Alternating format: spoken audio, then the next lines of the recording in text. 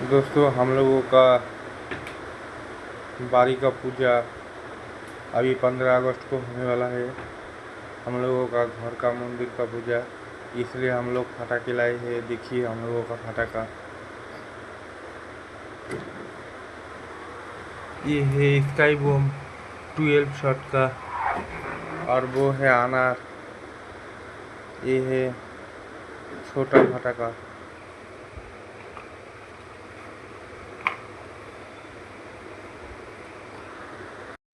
दोस्तों, हम लोगों का बारी का पूजा अभी 15 अगस्त को होने वाला है।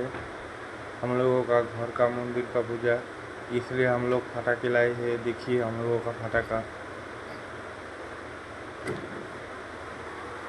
ये है स्काई बम 12 शॉट का, और वो है अनार, ये है छोटा पटाखा।